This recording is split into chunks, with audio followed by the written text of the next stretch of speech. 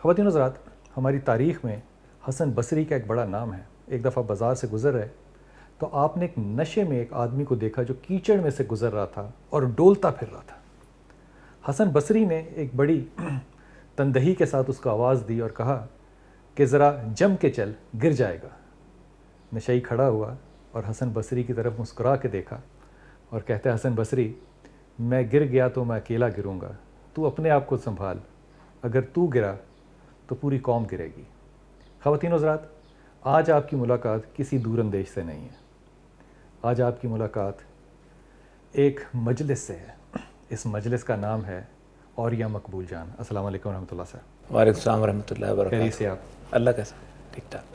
پہلے تو میری خواہش اوریہ مقبول جان یہ ہے کہ اگر یہ کیمرے نہ چل رہے ہوتے تو ہم شام تک بیٹھے یا کب کرتے، لیکن بہرحال یہ قید ہے. یہ بتائیے کہ آپ کا جو بنیادی سفر شروع ہوتا ہے پروفیشنل، یہ ڈی ایم جی گروپ سے ہوتا ہے، پھر آپ ڈی جی آرکیالوجی میں بھی رہے، آج کل آپ والٹ سٹی کے اوپر بھی کام کر رہے ہیں. یہ جو بلوچستان میں آپ کا بڑا حصہ ہے، آپ ایران میں پوسٹنگ کے اوپر رہے، یہ اتنے جو ہیٹس آپ چینج کر رہے ہیں. بنیادی سفر میرا ڈی ایم جی میں بعد میں آیا. بنیادی سفر میری ایجوکیشن جو تھی یہ تھی سوشل ورک میں، اور سوشل ورک میں بھی میری اسپیشلائزیشن تھی سائیکیٹرک سوشل ورک، یہ نفسیاتی مریضوں کا. تو مجھے اچھی طرح یاد ہے کہ میں جب تھیسس کر رہا تھا تو ڈاکٹر رشید چودھری مرحوم، وہ زمانہ ایسا تھا کہ آپ کو خال خال اچھے اچھے لوگ نظر آ جاتے تھے. تو ڈاکٹر رشید چودھری مرحوم نے میرے وائوے میں میرے وہ تھے سائیکیٹری، فونٹن ہاؤس کے بانیوں میں تھے، وہ تھے ایکسٹرنل. تو انہوں نے ڈاکٹر رفت رشید ہوتی تھی ہماری ہیڈ آف دا ڈپارٹمنٹ، تو انہوں نے کہا تھا اس لڑکے کی ڈگری مجھے دے دو، مجھے دے دو. ہاں، اور صبح تم آ جانا فونٹن ہاؤس. تو میں نے جاب تو تھی پہلی فونٹن ہاؤس میں لاہور میں تھی، اور وہ صرف فونٹن ہاؤس فارمیٹیو پیریڈ میں تھا. ایک چھوٹے سے 2 کمروں کی جگہ ہوتی تھی، اور مینٹل ہاسپٹل سے ہم جو کنولیسنٹ پیشنٹس ہوتے تھے وہ اٹھا کے لے کے آتے تھے، اور ان کو پھر وہ آپ سوچ نہیں سکتے کہ وہ پیشنٹ وی آئی پی. اب تو اس کا سارا تصور ہی بدل گیا نا. Patient in self was V I P, کیونکہ جو بیسک کانسیپٹ بڑا مزیدار ہے. میں کبھی کبھی سوچتا ہوں کہ اس سوسائٹی کے اندر صرف یہی کانسیپٹ اگر آپ ایڈوکیٹ کر لیں، چلا لیں، تو یہ سوسائٹی بدل سکتی ہے. نیو یارک میں کچھ پیشنٹس جو تھے، مینٹل پیشنٹ، ذہنی مریض جو تھے، اسکیزوفرینک، جن کو ہمارے ہاں بالکل مکمل فاتر العقل الپاگل اور یہ کہتے ہیں، وہ بار بار جاتے تھے اور کمیونٹی میں ٹھیک ہو کے جاتے تھے اسپتال سے مینٹل ہاسپٹل، بار بار واپس آ جاتے تھے کہ کبھی کوئی اس کو کوئی قبول نہیں کر رہا. کبھی انہوں نے ایک آرگنائزیشن بنائی وانا، اس کا نام تھا we are not alone. We are not alone, beautiful name. ہاں، اور انہوں نے ایک گھر لیا، اس گھر کے اندر فوارہ تھا. انہوں نے کہا کہ کوئی اور نام نہیں رکھنا، اس کا نام فونٹن ہاؤس رکھیں، کوئی سائیکیٹرک ریہیبلیٹیشن سینٹر نہیں رکھنا کوئی.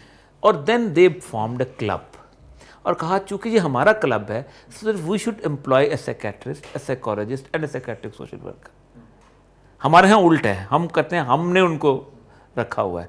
اصل میں سوسائٹی میں چیزیں، کیا بات ہے، انہوں نے ایکچولی رکھا ہوا. تو وہ 6 مہینے 7 مہینے میں نے وہاں کام کیا. تو کب آئے یہ حکومتی اداروں میں، آپ نے کب؟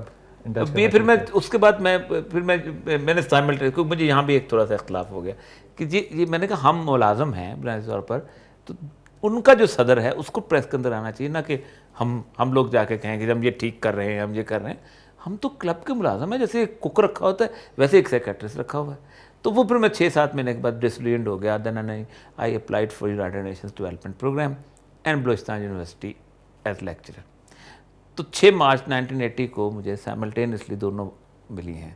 ایک تھی کہ حکمت Nabulsi was my boss in Geneva کہ آپ رپورٹ کریں 15-20 دن کے اندر، اور دوسرا مجھے بلوچستان یونیورسٹی میں لیکچرشپ آفر ہوئی اسی دن.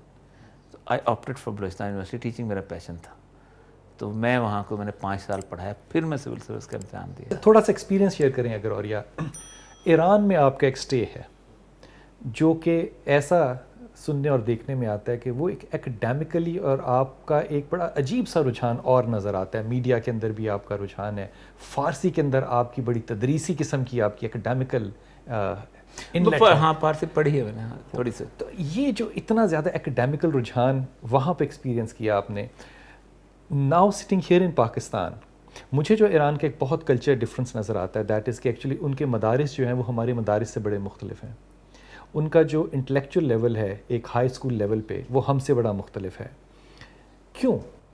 اس کی ایک بنیادی وجہ ہے، اور وہ بنیادی وجہ یہ ہے کہ دنیا میں، اور یہ گزشتہ 31 سال سے ہوا ہے، اس سے پہلے وہ بھی ہماری طرح مطلب حالت یہ تھی کہ 60s میں اور 70s میں جب کوئی پاکستان کا آدمی انجین بجاتا تھا نا، وہ پکڑ کے پلاس، تو کہتے مہندس آمدنت، انجینئر صاحب آ گئے.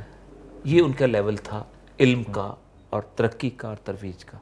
ان کا صرف ایک انہوں نے اپنا حل کیا ہے، اور وہ یہ ہے کہ انہوں نے اپنی زبان میں علم حاصل کرنا شروع کیا. ہر چیز ٹرانسلیٹ. دنیا کا کوئی دنیا کا کوئی ملک ایسا نہیں ہے کہ جس نے کسی دوسرے کی زبان میں علم حاصل کیا ہو اور اس کے اندر کریٹیو ایبلٹی پیدا ہوئی ہو اور علم آگے بڑھا ہو اور کچھ ہوا. دنیا کی مثال ملتی ہے 2 جگہ 5000 سال کی نون تاریخ میں جہاں دنیا نے ترقی کی ہے، ایک عرب اور ایک انگریز. عربوں نے دنیا کا ہر علم جو تھا پاگلوں کی طرح عربی میں ٹرانسلیٹ کر لی. ایک کتاب ہے بڑی مزیدار، impact of science and society, یہ رسل کی کتاب ہے. وہ عربوں کی اس ترقی کو، اور اس کے بعد پھر انگریزوں کی ترقی، عربوں کی اس ترقی کا راز بتاتا ہے. وہ کہتا ہے کہ عربوں نے جب سارے کا سارا علم جو ہے اپنی زبان میں کر لیا ٹرانسلیٹ، جب انہوں نے اپنی زبان میں اس کو سیکھ لیا اور پڑھ لیا، انہوں نے کہا یہ تو علم جو ہے یہ تو بند ہو گیا، ہم نے آگے کیا کرنا ہے. پھر ان کے اندر کہتے ہیں کہ کریٹیو ایبلٹی ان کے اندر اس طرح کی آئی کہ سارا علم جو تھا یونان کا وہ فلسفے پہ بیس کرتا تھا، اور فلسفے میں یہ تھا کہ وہاں پر فلاسفر بڑی ہائی لیول کی چیز ہوتا ہے، وہ چیزوں کو دیکھتا نہیں، بس دلیل سے منطق استخراجیہ یا منطق استقرائیہ، ڈیڈکٹیو لاجک اور انڈکٹیو لاجک. ارسطو کی وہ مثال دیتا ہے اس کے اندر کہ ارسطو نے کہا اپنے شاگرد سے کہ ایسا کرو، مجھے ثابت کر کے بتاؤ کہ عورت کے دانت 28 ہیں. اس نے اس کے چوئنگ ہیبٹ سے، اس کے منہ کی شیپ سے، اس کے ویسے گفتگو کرنے سے، اس کی آواز کی پچ سے، پتہ نہیں کیا کیا جو بھی ہمارے ہاں استخراجیہ اور استقرائیہ منطق تھے، اس سے اس نے ثابت کر دیا کہ عورت کے 28 دانت ہوتے ہیں. خود ارسطو کی 2 بیویاں تھیں، منہ میں انگلی ڈال کے گنا نہیں کہ 28 ہیں یا 32، کیونکہ وہ سمجھتا تھا کہ گننا جو ہے یہ چھوٹے لوگوں کا کام ہے، یہ فلسفی کو گننا نہیں چاہیے. کیا بات. تو گننے سے وہ کہتا ہے کہ جب انہوں نے یہ پڑھا تو گننے سے انہوں نے کہا کہ نہیں، ہمیں گننا چاہیے. وہاں سے امپیریکل ریسرچ جو ہے آپ کی آج جو آپ ڈیٹا کلیکشن کرتے ہیں، وہاں سے وہ شروع ہوئی کہ ہاں اتنے لوگوں سے رائے لے کے، اس سے بات کر کے، اس سے ایک نتیجہ نکالا جا سکتا ہے. وہ امپیریکل ریسرچ کی بنیاد پہ آپ نے چیزیں بنائیں. پھر انہوں نے آگے وہ کریٹیو سارا کام اسی سے تحقیق نکلی، اسی سے تجربہ نکلا. ابھی جتنا سارا گیپ آپ محسوس کرتے ہو، اور یا کہ یہ بیسیکلی ہماری اپنی قومی زبان یا کسی بھی ایک زبان میں نہ ہونے کی وجہ ہے. دیکھیں جس زبان میں آپ خواب دیکھتے ہیں، جس زبان میں آپ میں تو اکثر کہتا ہوں جس زبان میں آپ محبوبہ کو خط لکھتے ہیں، کیا بات، اگر آپ اس زبان میں نہیں پڑھ رہے، اگر آپ اس زبان میں نہیں لکھ رہے. دوسرا ایونٹ آیا ہے فیبین سوسائٹی کا، گورے کا. یعنی گورے نے پاگلوں کی طرح دنیا کا علم جو ہے نا وہ اپنے اس میں ٹرانسلیٹ کیا. رات کو کتاب فرانس میں چھپتی تھی، صبح اس کو ٹرانسلیٹ کر کے مارکیٹ میں لے آتے تھے. آج حالت یہ ہے کہ ابو علی سینا عربی میں ملے نہ ملے انگریزی میں ملتا ہے، موپساں فرانس میں ملے نہ ملے انگریزی میں ملتا ہے، گوئٹے جرمنی میں ملے نہ ملے انگریزی میں ملتا ہے، شیخوف رشین میں ملے نہ ملے انگریزی میں ملتا ہے. یعنی ہمیں لوگ کہتے ہیں غالب انگریزی میں ملتا ہے، اقبال انگریزی میں، ہمیں کہتے ہیں کہ آپ انگریزی کے بغیر گزارا نہیں ہوتا. 50-60 لاکھ کی قوم ہے ہالینڈ کی، اس کو نہیں کہتے، ناروے کو نہیں کہتے، سویڈن کو نہیں کہتے، آسٹریلیا کو نہیں کہتے. یہ میں چھوٹے ملکوں کی مثال دے رہا ہوں. فرانس کو نہیں کہتے. ٹوٹل ان کی جو ایجوکیشن حاصل کرنے والی پاپولیشن ہوگی 1 کروڑ سے زیادہ نہیں ہوگی، لیکن سب اپنی PhD تک اپنی زبان میں کراتے ہیں. کیونکہ آپ کا مسئلہ یہ ہوتا ہے، میں آپ کو نے جب ایک زمانے میں اس پہ لکھنا شروع کیا تو مجھے بہت سارے خط آئے لوگوں کے. ایک بندے نے کہا کہ میں اتنی شاندار انگریزی لکھ سکتا ہوں اور اتنی شاندار انگریزی پڑھ سکتا ہوں، اس کے باوجود بھی جب میں میٹرک میں تھا تو انگریزی میں پڑھتا تھا، تو مجھے جو الیکٹرو میگنیٹک بیل ہوتی ہے اس کا پرنسپل ایک بندے نے پنجابی میں سمجھایا تو مجھے سمجھ آیا. کیا بات، کیا بات. ہمارے ایرانیوں کا مسئلہ یہ ہے، آج ہر بندہ وہاں پر ایک بندہ کوئی نہ کوئی نوبل پرائز کے نامنیٹ ہوتا ہے. SMS تک وہ فارسی زبان میں کرتے ہیں، گفتگو فارسی زبان میں کرتے ہیں، بات فارسی، PhD ان کی فارسی زبان میں. کوئی ایسی کتاب نہیں جو دنیا کے اندر مارکیٹ میں آ جائے اور وہ فارسی کے اندر نہ آئی ہو. اور میرے خیال میں یہ کیا بنیادی وجہ نہیں بنتی کہ ویسٹ یا پرٹیکولرلی امریکہ اس قدر زیادہ ڈر رہا ہے، اور اس الیکشن کے بعد خاص طور پہ انہوں نے بڑا پیسہ انجیکٹ کیا کہ یہاں پہ ڈسٹربنس ہو. جی بہت زیادہ. اصل میں امریکنس کے لیے انرول بنانا بہت مشکل اس لیے ہو گیا ہوا ہے کہ انہوں نے اپنی زبان کے اندر اپنے اندر اتنا کچھ پیدا کیا. اب دیکھیں جب تک وہ فارسی زبان کے حوالے سے کریٹیو نہیں تھے، کبھی زندگی میں کسی نے سوچا تھا کہ ایرانی جو ہیں وہ کینز کے میلے کے اندر اپنی فلمیں لے کے جائیں گے اور لوگ کہیں گے اس سے بہتر تو فلم بن ہی نہیں سکتی. آپ حیران ہوں گے کہ پابندیاں دیکھیں کس قسم کی فلموں کے اوپر. آپ نے وہاں پر آپ ہمارے اس کسی پروڈیوسر کو یہ پابندی لگا کے دکھائیں اور کہیں فلم بناؤ تم, میں کہتا ہوں اس کے بعد شروع بھی نہ کرے, سوچے بھی نہیں. آپ نے کسی قسم کی سیکسول ایکسپوجر کو ایکسپلائٹ نہیں کرنا. آپ نے عورت ہیروئن کو حجاب میں رکھنا ہے, ٹھیک ہے. آپ نے باقی سارے معاملات کو جو ہے نا جتنے جو ہمارے ہاں مرچ مسالہ ہوتا ہے, آپ نے مرچ مسالہ نہیں ڈالنا کسی قسم کا بھی. کہانی دکھنی ہے, اور اس کہانی سے اتنی پاپولیرٹی ملی ہے اس فلم کو کہ لوگ سوچتے ہیں کہانی کے ایسے پہلو بھی ہو سکتے ہیں. ویسے ہم کہتے ہیں نا کہ پابندیوں کے اندر سے وہ جب نکلتی چیزیں, ایسا وہ پھوٹا ہے ان کا. بلکہ یہ جو ان کی فلمیں اگر آپ غور کریں آپ کو اس سے بہتر بہت پتا ہوگا کہ جو اسکرپٹ رائٹنگ ہے میرے خیال میں اس سے زیادہ کلاسیکل ایگزامپلز نہیں ہو سکتے کہ کیا ڈیٹیلنگ ہے. میں ان کے ساتھ کام کیا, میں چونکہ ایگزیکٹو ڈائریکٹر کلچر انسٹیٹیوٹ تھا, ای سی او کا. ای سی او ہوتی ہے 10 ملکوں کی آرگنائزیشن ہے, اس کا میں وہ تھا. تو ہمارے ساتھ جو کام کرتا تھا وہ اس فلم کا پروڈیوسر تھا جو کہ جس نے وہ ایک جوتے کے اوپر فلم بنی ہوئی, بڑی مشہور ان کی فلم ہے. اس کا پروڈیوسر ہمارے ساتھ کام کر, اس سے بیٹھ کے میں نے اسکرپٹنگ پہ کام کیا ہے. آپ حیران ہوں گے کہ ہمارے ہاں جو ہمارا جو اسکرپٹ رائٹر اسکرپٹ لکھ کے دیتا ہے وہ نالے میں پھینکنے کے قابل ہے. وہ لکھ دیتا ہے کہ میں اور آپ بیٹھے ہوئے ہیں, ٹھیک ہے, اور اس کے بعد 2 کیمرے سے انٹرویو ہو رہا ہے. جبکہ وہ لکھے گا تو کہے گا کہ یہاں پر ایک اس طرح کا پودا ہے, وہ پودا ذرا سا ٹیڑھا ہے, لائٹ اس طرح یہاں آ رہی ہے, ان پھولوں کا رنگ اس قسم کا ہوگا, پیچھے سے آپ افیکٹ اس طرح دیکھیں کہ آپ کو تھوڑی سی سورج ڈھلتا ہوا نظر آئے. اتنی ڈیٹیل لیتا ہے کہ جس وقت وہ کیمرہ مین آتا ہے تو کیمرہ مین نے صرف چھاپنا ہوتا ہے. اشفاق صاحب نے ایک دفعہ, اور یہ بڑی اچھی بات کی, انہوں نے کہا کہ اگر اپنے طالب علموں میں کریٹیوٹی پیدا کرنا چاہتے ہو تو یا ان کو کہانی لکھنی سکھاؤ یا کہانی سننی سکھاؤ. تو انسان کسی نہ کسی طریقے سے اگر کریٹیوٹی کی طرف جائے تو ادب کو اپنی زندگی سے مائنس کر نہیں سکتا. سر ادب ہماری زندگی میں کبھی مائنس نہیں تھا. مجھے کبھی پرنس چارلس جہاں آئے تھے تو میں ان کو دکھا رہا تھا جو انہوں نے لاہور کے ساتھ اور قلعے کے ساتھ جو ظلم کیا ہے. تو میں انہیں یہ کہتا تھا کہ آپ کو پتہ ہے کہ یہ برصغیر وہ ملک تھا کہ جس ملک کا ہر گھر ادب کا گہوارہ ہوتا تھا.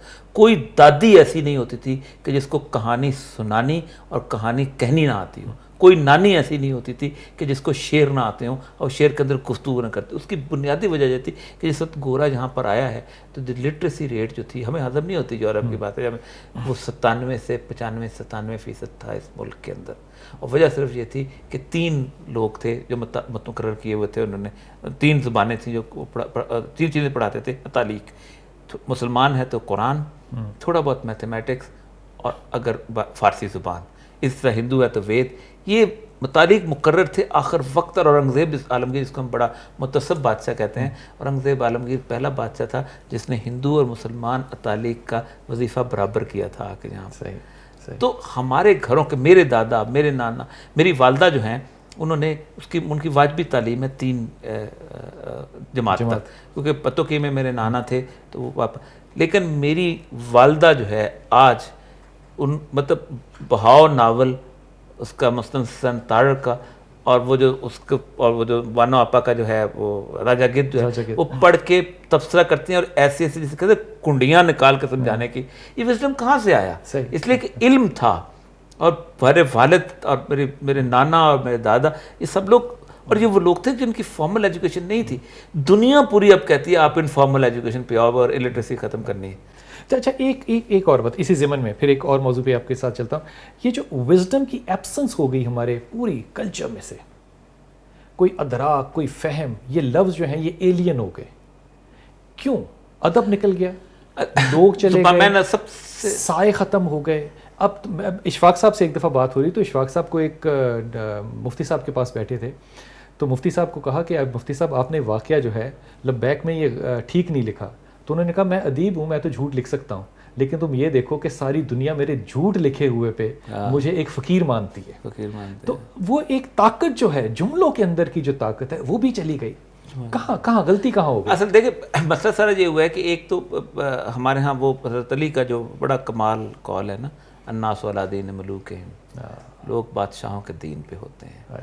اور بادشاہ جہاں جہاں بدلا ہے اس طرح وہ اسی طرح, یعنی آپ سوچیں کہ جس ملک کی بدقسمتی اس سے بڑی کیا ہوگی کہ آپ انصاف کی بات کریں تو لوگ کہتے ہیں نہیں سسٹم چلنا چاہیے, چھوڑو انصاف کو. آپ اخلاق کی بات کریں، کہتے ہیں نہیں سسٹم چلنا چاہیے، چھوڑو اخلاق کو. آپ زندگی کے اندر کسی اصول کی بات کریں تو کہتے ہیں نہیں اصول کو بالا طاق رکھو، ایک دفعہ سسٹم چل جائے. کبھی ان ساری چیزوں کو پیچھے رکھ کے بھی سسٹم چلا ہے. میں آج کل لاہور شہر میں کام کر رہا ہوں، جس شہر کے اندر حکمت و دانائی کی صورتحال یہ ہو کہ تھڑے کے اوپر علامہ اقبال بیٹھ کے وہاں کے لوگوں کے ساتھ گفتگو کرتے ہیں اور کیسے کیسے لوگ اس محفل کے اندر اٹھتے بیٹھتے ہوں. یہ 3626 کا زمانہ جی جی جس میں ریکنسٹرکشن لکھا گیا. جی اس تھڑے پہ لکھا اس تھڑے پہ تھڑے پہ لکھا گیا. اور صرف وجہ صرف یہ ہے کہ وہاں پر علم اور دانائی کی باتیں کرنے والے لوگ تھے اور سننے والے لوگ ہوتے. اور ہمارا سب سے بڑا عالمی اثر یہ ہوا ہے.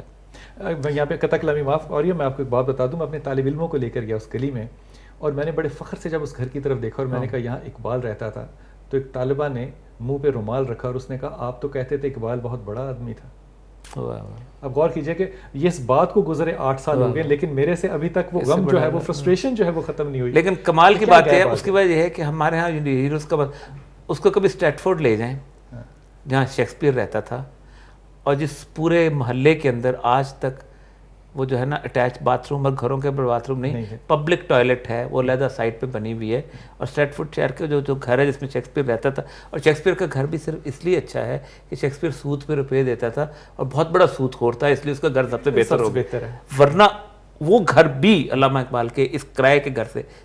ہمارے ہاں عظمت کے معیارات بالکل بدل گئے ہوئے ہیں. ہم نے عظمت جو ہے وہ بوروڈ کی صورت میں لے گئی. بلکہ یہ تو میں نے آپ کے منہ سے لفظ بھی میرے خیال میں کوئی 10 سال بعد سنا ہے. جی جی عظمت کا کوئی لفظ ہی نہیں کوئی استعمال ہو رہا. اس کی 2 وجہ ہیں. آپ دیکھیں آپ یورپ میں کہیں چلے جائیں، ہم دنیا میں وہ واحد قوم ہیں جو سب سے زیادہ ٹی وی دیکھتی ہے. آپ کو کہیں پر گھروں کے اندر ٹی وی لگا ہوا مستقل نظر نہیں آئے گا سوائے پاکستان کے. صحیح. ہم وہ دنیا میں واحد قوم ہیں کہ جو اپنی کم از کم 20% یا 25% جو جاگنے کا عرصہ ہے وہ میسیجنگ پہ اور موبائل ٹیلی فونز پہ خرچ کرتی ہے. ہمارے ہاں تو وقت کا اتنا زیادہ ہے. کبھی اس کی وجہ یہ ہے کہ ہم نے پروموٹ کیا ہے. چائنا جہاں پہ یہ زونگ اپنا ہوتا ہے موبائل آتا ہے، وہ کبھی اتنا سستا پیکج نہیں دے سکتا جتنا جہاں دیتا ہے.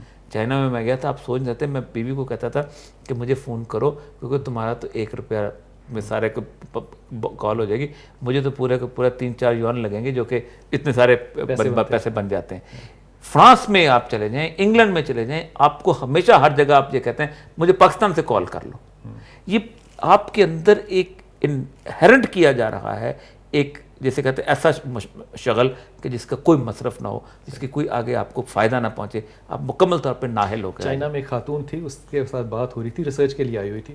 تو میں نے اس سے کہا کہ آج سے 25 سال پہلے جب آپ کی عمر تھی شادی کی تو لوگ کیسے کسی کو چوز کرتے تھے؟ اس نے کہا سائیکل اور گھڑی ہو اس کے پاس. کہتی پھر جب میری بیٹی ہوئی تو اس نے جب چوز کرنا شروع کیا تو موٹر سائیکل اور گھڑی. تو میں نے کہا آج کل کیا کرتے ہیں؟ کہتی گھڑی اور فلیٹ ہو. تو میں نے کہا یہ چیزیں بدلتی جا رہی ہیں، گھڑی کیوں کانسٹنٹ ہے؟ کہتی because as a nation we are very sensitive to time. وہ قومیں ترقی کرتی ہیں، انہیں پہ اللہ تعالیٰ اپنی رحمتیں نازل کیا کرتا ہے. کیوں دیکھیں اللہ تعالیٰ فرماتے ہیں کہ یہ دنیا میرا باغ ہے. آپ کا باغ ہو نا تو آپ اس کو دیں گے جس کو مالی گیری کا کام آتا ہو. صحیح بات. یہ نہیں کہیں گے کہ جناب وہ بیگ ہو یا مسلمان ہو، اب وہ عیسائی ہو ہندو ہو، جس کو کام تراش خراش کا آتا ہے. ہم اپنا باغ نہیں دیتے تو وہ کیسے دے دے گا جتنا بڑا باغ ہے اسی کو دے گا. جب تک ہمیں مالی گیری کا کام آتا تو ہمیں ملا ہوا، ہمیں نہیں آتا. آرکیولوجی کی طرف آنے کا رجحان ہوا، یہ ایکسیڈنٹل تھا یا شوق؟ شوق تو تھا، لیکن یہ ہے کہ جب میں بلوچستان سے یہاں آیا، حالانکہ بلوچستان میں کچھ 7-8 سال ڈپٹی کمشنر بھی رہا تھا، اسسٹنٹ کمشنر. میری بڑی اچھی زندگی وہاں گزری تھی. پنجاب میں آپ جب آتے ہیں تو انہوں نے اپنی طرف سے میرے لیے ایک ایسا محکمہ چنا کہ جس کے اندر مجھے قطعاً کوئی فیسلٹی اویلیبل نہ ہو، اور جو obviously اختلافات کی وجہ سے نہیں، ناٹ اختلافات کی وجہ سے، اس لیے کہ میں کبھی پوسٹنگ کے لیے منور نہیں کرتا. اور یہاں عادات و اطوار بالکل اور طرح کے ہوتے ہیں لوگوں کے. اس کی میں ایک اور مثال آپ کو دیتا ہوں. میں انڈیا جب گیا ہوں، انڈیا میں آرکیالوجی ڈپارٹمنٹ کا حال یہی تھا طویل عرصے تک. وہاں پر جو تاج محل آگرہ تھا انہوں نے ورلڈ ہیریٹیج لسٹ سے اس کو ڈیلیٹ کر دیا تھا کہ یہ لوگ مینٹین نہیں کر سکتے، ہم اس کو گنتے ہی نہیں ہیں. آرکیالوجسٹ وہاں بیٹھے ہوتے تھے. گزشتہ 8 سال سے ایک ڈی ایم جی آفیسر وہاں پر آیا، IAS کا، اور وہ بغیر واپس لسٹ پر آ گیا. اور اس کی حالت یہ تھی کہ اس بندے نے اس سارے کو اس کو آرگنائز کیا ود پیشن کیونکہ باہر کا آدمی تھا, لے مین تھا میری طرح, پوچھتا تھا, اس سے پوچھ لیا, اس سے پوچھ لیا, اس کے اسٹرانگ آئیڈیاز نہیں تھے کہ یہی میں نے امپلیمنٹ کرنا ہے. آج حالت یہ ہے کہ لسٹ واپس آ گیا. آج ہمایوں کا مقبرہ کیا کیا کچھ وہاں نہیں ہو گیا. 9 سال بعد اس بندے کو انہوں نے 22 گریڈ میں پروموٹ کیا, اور اس نے کہا آپ اس پوسٹ کو اپگریڈ کر دیں, مجھے فیڈرل سیکرٹری کلوانا اچھا نہیں لگتا, مجھے ڈی جی آرکیالوجی رہنے دیں. کیا بات. And he retired as D G archaeology in grade 22. لیکن آج صورتحال یہ ہے کہ 1920 سے بنا ہوا آرکیالوجی کا ڈپارٹمنٹ جو ہے انڈیا کا, اس کی اتنی کنٹریبیوشن ہے جتنی اتنی 8 سال کی. زندگی کے اندر ایک میرا سر ہمبل سی چیز ہے کہ جب تک آپ عالم بنے رہیں گے نہ آپ کام کر سکتے ہیں نہ سیکھ سکتے ہیں. آپ طالب علم ہوں گے, آپ لے مین ہوں گے تو بات بنے گی. یہ چیز ہے ساری. اچھا, کیونکہ آپ کا ظاہر ہے اور یہ بہت زیادہ نظر ہے سوشل سائنسز کے اوپر, بہت زمانہ آپ نے یہاں دیکھ لیا. وال اسٹریٹ, یہ جو فوڈ اسٹریٹ ہے, اس کا ہونا بڑا سکسیسفل رہا, پھر اس کا ہونا بڑا پولیٹیکل رہا. اس ساری ڈیولپمنٹ کو, اس پورے لائف ٹائم کو آپ کیسے دیکھتے ہیں؟ دیکھیں, وال سٹی کو میں لیتا, فوڈ اسٹریٹ کو میں لیتا ہوں ایک بیوروکریٹک پروجیکٹ. میں اس کے ٹوٹل اگینسٹ چلا ہوں ابھی وال سٹی میں جب میں کام کر لیا. It was cosmetic change. ہم نے ایک سڑک کو کنسیو کیا کہ جہاں بہت اچھی کھانے کی دکانیں. آپ یہ بات ذہن میں رکھیے گا کہ یہی فوڈ اسٹریٹ جو ہے ہم ایک اور جگہ بھی کھولتے کھولتے رک گئے. میں بتاتا ہوں نا, اسی پہ بات. ہم اب وال سٹی پروجیکٹ اب جو کر رہے ہیں بالکل اس کے اگینسٹ ہے. ہم نے ایک جگہ لی, اس جگہ کے اندر ہم نے دکانیں جو تھیں وہ ساری کی ساری ایک جیسے ہمارے ڈپٹی کمشنران اور باقی سارے لوگ کرتے ہیں کہ دکانیں لیں. اس دکانوں کے اندر ہم نے یہ کیا کہ بڑے اچھے رنگ رونگ کر دیے, سڑک بنا دی, سڑک کے اندر نالے والے کھود دیے, سیوریج ٹھیک کر دیا مین سڑک کا, اور اس کے بعد اس میں دور سے سردار کی مچھلی بھی لے آئے, وہاں سے پائے والا بھی لے آئے, لیبنیز فوڈ والا بھی لے آئے, یہ کر دیا, اور دنیا سے آنے والوں کے لیے ایک اٹریکشن کی جگہ بنا دی. لیکن ہم نے سوچا نہیں کہ اس ساتھ ساتھ جو چھوٹی چھوٹی گلیاں ہیں ان میں کیا ہو رہا ہے, ان میں کیا ہو رہا ہے, اور میں کون لوگ رہ رہے ہیں. اچھا, میں یہ بات آپ کی معذرت کے ساتھ کاٹ رہا ہوں. یہ بات سوچنے کے لیے انسان کو کتنا کا عقل مند ہونا چاہیے؟ سر اس میں عقل مند ہونے کے لیے میں آپ کو ایکسپیریمنٹ بتاتا ہوں. میں آج بھی کہتا ہوں کہ آپ اس جگہ کو جا کے دیکھیں جو ہم کام کر رہے ہیں. ہوا یہ ہے کہ ایگزیکٹلی ہمارا رویہ وہی تھا کہ جو رویہ ایک یونٹ کی انسپیکشن کے اوپر, کرنل کی انسپیکشن پہ ہوتا ہے کہ اس سارے سپاہی جو ہیں وہ ہڈیاں اکٹھی کرتے ہیں اور چھت پہ پھینک دیتے ہیں. وہ نیچے آتا ہے اور کہتا ہے کہ کیا صفائی ہوئی ہے. ہم نے وہ سارا گن جو تھا, کمیونٹی کی ایسوسیشن کوئی نہیں تھی, ہم نے دکانیں لاٹ کی ایز این ایڈمنسٹریٹر. ہم نے اس کو رنگا رنگ کیا. رات کو 9 بجے لوگ آتے تھے اور صبح 10 بجے تک اس میں چلے جاتے تھے. اور اب اس کے بعد اگلے دن یہ ہوتا تھا کہ کمیونٹی کے لوگ صرف کچرا دیکھتے تھے اور کچھ نہیں, نچی ہوئی ہڈیاں دیکھتے تھے اور بکھرے ہوئے جو تھے اپنا ٹیشو پیپر دیکھتے تھے, اس کے علاوہ کچھ نہیں ہوتا. بلکہ میرا تو بہت بڑا اختلاف یہ بھی تھا کہ ان گلیوں کے پیچھے جو لوگ رہ رہے ہیں ان کو زندہ لوگ ہی نہیں سمجھا. میں نے وال سٹی میں ابھی کام جب شروع کیا ہے تو وال سٹی میں تو پورے کا پورا جب ہم نے اس کا ایک تو پورا ٹوپوگرافک سروے کیا. اب وہاں بھی پہلے کانسیپٹ یہی تھا, انہوں نے کہا تھا ایک شاہی گزرگاہ بنا دو, دلی دروازے سے لے کے وہاں تک, وہاں بادشاہ گزرا کرتا تھا. کام بھی بہت ہوا ہے اور میرے کالج میں بھی بڑا کام ہے. کالج والے بہت زیادہ اس میں انوالو تھے, بہت سارے لوگ تھے. اچھا وہ جب نکلے تو کیا کریں, وہ حویلیاں بڑھاؤ, اس کو فساد ٹھیک کر دو, یہ وہ. I took another ٹوٹل 1 سال سے جو ہم نے ایک تو کہا کہ ان ٹوٹو اس کو دیکھو. آپ کو پتہ ہے کیا کیا کمال آئیڈیاز پیش ہوتے رہے. اور انہوں نے کہا جی اس سے پہلے ایک ادھر آئے کہ یہی کام جو ہے یہ آج سے کو 20 سال پہلے بھی ہوا جی. 98 میں بھی ہوا ہے, اس سے 88 میں بھی ہوا ہے. And that was a flop. پی پیک وہ کتابوں میں رکھ کے چلے گئے, اس میں بھی یہی ہوا. انہوں نے کہا کہ ہمارے یہاں پتہ کیا ہوتا ہے, گلیاں پکی کر دیں, نالی بنا دیں. گلیاں بھی نہیں پکے کرنے. وہاں تو یہ تھا کہ جی ایک بڑی شاندار دیوار بنا دیں اور 12 دروازے بحال کرا دیں. وہ بھی ڈزنی لینڈ سے نیچے نہیں سوچتے کہ بڑا شاندار قسم کا ڈزنی ورلڈ بنا دیں, وہ دور سے نظر آئے اور سب کچھ باغ جو ہے وہ we don't think about the people. ہم ان لوگوں کے بارے میں نہیں سوچتے, ہم ان وزٹرز کے بارے میں سوچتے ہیں جو آنا ہے. یہ جو لوگ نہیں سوچ رہے, یہ اربن ڈیزائنرز ہیں, یہ آرکیٹیکٹس ہیں, سارے کے سارے مل کے. سب کے اندر ایک خاص قسم کی یہ ہے کہ جلدی, تیز رفتاری بہت ہے نا, کہ بس پلاک میرے ہوتے ہوئے ہم وہ پودا لگانا ہی نہیں چاہتے جس کا پھل ہماری آئندہ نسل کھائے گی. impossibilities में से। यूकलिप्टस थ्योरी है ना, जल्दी से उग जाए। जल्दी से उग जाए यूकलिप्टस। अच्छा, उसमें आपको छोटी सी बात बताऊं कि हमने ये किया उस वक्त कि उसके एक तो पूरा टॉपोग्राफिक सर्वे किया, पूरी रातों को जाग के आगा खान के लोगों ने, हमारे लोगों ने, 22,800 घर हैं, पहले देखें सही कि लोग कौन हैं, इनके प्रॉब्लम्स क्या हैं, इनके मसाइल क्या हैं। 22,800 घर का 172 एट्रीब्यूट्स के साथ GIS सिस्टम बिल्ड किया, डॉक्यूमेंट किया। अमूमन GIS सिस्टम होता है 4 या 5 एट्रीब्यूट्स, प्लॉट साइज होता है, ये होता है। हमने 172। 1901 में घर कैसा था, घर प्री मुगल है, पोस्ट मुगल है, कॉलोनियल है, तुगलक पीरियड है, कौन से पीरियड का है, चेंजेस किस, लोग किस किस्म के रहते हैं, सारा उसको डॉक्यूमेंट किया, उसकी इकोनॉमिक एक्टिविटी डॉक्यूमेंट किया, कितनी ज़्यादा फैमिलीज रहती हैं उनको उसमें अंदर रखा। अच्छा, इसमें बड़ी मज़ेदार बात है ना जो आप ये कह रहे हैं, इन डॉक्यूमेंट्स को एक्चुअली अगर आप देखें ना, जो कि कस्तन मेरे नज़र से गुजरी, इनसे आप एंटिसिपेट कर सकते हैं एक्चुअली कि अगले 20 साल में यहाँ पर क्या एक्टिविटी। जी। अच्छा, उसके बाद दूसरी चीज़ ये कि लाहौर वॉल सिटी के अंदर ऑलरेडी गुज़श्ता को 30 साल से एक तकबा ऐसा है कि जो लाहौर के रेजिडेंट्स की ख्वाहिशात के ख़िलाफ़ चल रहा है, और वो तबका है ट्रेडर्स का। सुबह 9 बजे दुकान खोलते हैं, गाड़ी अपनी बाहर पार्क करते हैं, रात को 9 बजे बंद करते हैं, कोई शादमान में जाकर सो जाता है, कोई गुलबर्ग में सो जाता है, कोई मॉल टाउन में सो जाता है। उनको कोई दिलचस्पी नहीं जहाँ पानी आता है, जहाँ बिजली आती है, जहाँ खाना मिलता है, जहाँ रोटी आती है, जहाँ ज़िंदगी गुजरती है, कुछ नहीं। They are there to earn and go back.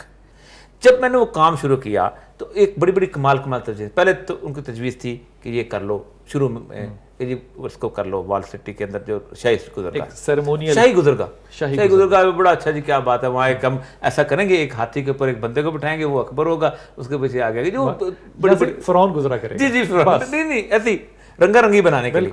दूसरी चीज़ ये थी कि उन्होंने कहा कि अच्छा इसके साथ गलियों में तो गन नजर आएगा, रिटन लिखा हुआ है कि जहाँ तक आंख जाती है वहाँ तक ठीक कर, सफाई कर। ओए ओए, इससे अजीब व गरीब बात, मजाक हो सकता है प्लानिंग का, ये वर्चुअल डेथ है, वर्चुअल डेथ। उसके बाद हमने जब टोपोग्राफिक सर्वे किया तो हमने एरिया डिटरमिन किया कि कहाँ से आपका फरा फ्लो आता है, क्योंकि अगर उस तरह वो बिजली की लाइनें बिछती या पानी की बिछती तो लोगों ने कहना था भाई साहब इससे पहले तो हम अपनी बिजली ठीक कर लेते थे, अब तो उखाड़ के करना पड़ेगा। किस मुसीबत में डाल गए, पानी सारे का सारा जो सीवरेज था वापस लोगों के घरों के अंदर जा रहा है। उस टोपोग्राफिक सर्वे के बाद मैंने ये किया, तकरीबन कुछ 100 के करीब 125 गलियाँ बनती हैं, तंगो तारीख गलियाँ हैं, एक एक सारे उसके अपना लाइन के, जैसे एक आदमी सिर्फ गुजर सकता है। पहला काम हमने शुरू किया सुरजन सिंह स्ट्रीट से, अभी शुरू किया हुआ, उसके अंदर कुछ 70 के करीब घर बनते हैं। एक एक घर के अंदर हमने जो वहाँ रहने वाला है उसके अंदर अगर उसने झरोके के अंदर बाथरूम बना लिया हुआ तो उसका बाथरूम पीछे लेके जा रहे हैं ऑन योर ओन कॉस्ट। जी हमारा, हाँ कुछ कॉस्ट वो बेयर कर रहे हैं, हमें नए एग्रीमेंट करते हैं। अच्छा, उसका झरोका दोबारा बना रहे हैं, ठीक। उसके बाद हम उसका जो किचन है अगर उसने इम्प्रोवाइज बनाया तो उसको ठीक करके दे रहे हैं। फिर स्टॉर्म वाटर और उसका जो है ना सीवरेज, इसके होता यह है कि छत से पानी आता है 3 तरीकों से। एक तो ये होता है कि सीढ़ियाँ बनी होती हैं, वो सीढ़ियों से आता है, फिर आके खुरे में आता है, खुरे से आके फिर नीचे रह जाता है। एक आता है प्रनाला सा बना होता है, प्रनाले में आकर एक हाँ पाइप भी होता है। स्टॉर्म वाटर को हमने अलग करना है उसके अंदर से, तो हमने उनके साथ बैठ के पहले हम छत अगर चेंज करनी पड़ती तो हम छत चेंज करें। इसमें कम्युनिटी की जो पार्टिसिपेशन आपने इन्वॉल्व की, एक्सीलेंट। मैं तो अपने टीवी वाले से कहता हूँ कि जाओ जहां हम काम कर रहे हैं तो उन घरों के रहने वालों से इंटरव्यू लो कि उनके यहाँ कंफर्टेबल लिविंग आई है कि नहीं, ठीक। क्योंकि आप बाकायदा घरों के अंदर घुस गए। जी घुस गए हम घरों वालों तो, अच्छा लोग रह रहे हैं अंदर रह रहे हैं उसके साथ। ये वो प्रोसेस है जिसके बारे में हमारी ब्यूरोक्रेसी ने अभी तक एक्सपीरियंस नहीं किया। वो कहते हैं कि इनको पहले निकालेंगे, वर्ल्ड बैंक वाले कहते हैं कैसे करोगे, लोगों को पहले घर से बाहर निकालोगे, उनके लिए टेम्पररी शेल्टर बनाओगे। कोई ज़रूरत नहीं है, लोग अपने घरों में रहकर मरम्मतें नहीं करवाते, सारी ज़िंदगी करवाते रहे, मिस्त्री घरों में नहीं बुलाते। अब कर रहे, स्कैफोल्डिंग लगी हुई पूरी गली के अंदर, एवरीबॉडी इज कोऑपरेटिंग। अच्छा ऊपर से वो होगा, अच्छा किचन बनाया हुआ उसको। फिर हमारे यहाँ होता ये है कि सारे का सारा जो है ना सिस्टम जो घर का ये होता है कि हड्डियाँ भी हैं और औरतों के बाल भी हैं, वो सारे के सारे एक नाले के अंदर हम डाल के तो उसी के अंदर सीवरेज में वो चोक हो जाता है, ठीक। वो भी हमने उसको कहा कि कैसे उसको सेपरेट करना है, उसका खास तौर पे उसके साथ कम्प्लीमेंट्री उसका जो बाथरूम सिस्टम और उसका फिर ग्रीस टैप बहुत ज़रूरी है हमारे घरों में। जितना हम घी खाते हैं वो तो पूरे का पूरा नाले तक चौक हो जाता है। ये सारा काम हमने वहाँ पर किया। 5 सर्विसेज अंडरग्राउंड करने के लिए हमने एक और काम किया इस सोसाइटी को बताने के लिए।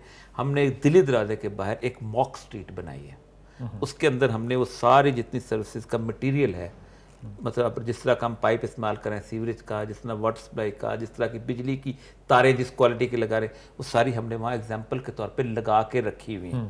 کسی کو کوئی اعتراض ہے آئے نہیں, ایک تو ابھی بتا دے, آئے اگر ہمارے ہاں لو کوالٹی کا استعمال ہو رہا ہے چیک کرے, اکھڑوائے اور ہمیں پھانسی لگا دے پبلک میں سے بھی. اچھا ہوگا کیا, جس وقت میں اس 1000 گھروں کو میں لے کے ان کے گھر ٹھیک کر کے ان کے ہاں کمفرٹیبل لیونگ ڈیولپ کر کے ان کے ہاں آل 5 سروسز انڈر گراؤنڈ کرتے, جب میں بازار میں آؤں گا نا تو دکاندار کو کان سے پکڑ کے وہاں سے ٹھیک کر دیں گے کہ ہمارا گھر 1000 گھر ٹھیک ہوا ہے, تم کیسے ٹھیک نہیں کرتے ہو.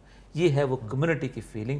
اس کو پھر دوبارہ ریورس کوئی کرنے آئے گا نا تو امیر کالا باغ بھی ہو یا کوئی بڑے سے بڑا ڈکٹیٹر بھی ہو تو نہیں کر سکے. اچھا, اس کے اندر کتنے پروفیشنلز ہیں جن کی آپ ہیلپ لے رہے ہیں and how effective they are? Sir ایک یا یہ سب مینجمنٹ ہے؟ ایک تو یہ ہے سب نہیں پروفیشنل ہونے پڑیں گے. دیکھیں سب سے بڑی بات یہ ہے کہ جب میں آرکیالوجی میں آیا تھا نا, جہاں پر اس وقت صرف 2 ٹھیکیدار ہوتے تھے جو یہ کام کرتے تھے, کینکر لائم پلاسٹر کا اور فریسکو پینٹنگ کا, اور دوسرے with the passage of time 3-4 سال میرے گزارنے کا اس وقت کم از کم 23-24 وہ ٹھیکیدار ہیں جو فریسکو پینٹنگ اور ٹائل موزیک اور آرچز کا کام اور یہ جانتے ہیں, جو اسپیشلائز کر چکے ہیں. یہ ہوتا ہے پیسج آف ٹائم. آپ چیزیں چھوٹی اینٹ کا بھٹا کو نہیں ہوتا تھا, اس وقت 4 چھوٹی اینٹ کے بھٹے ہیں.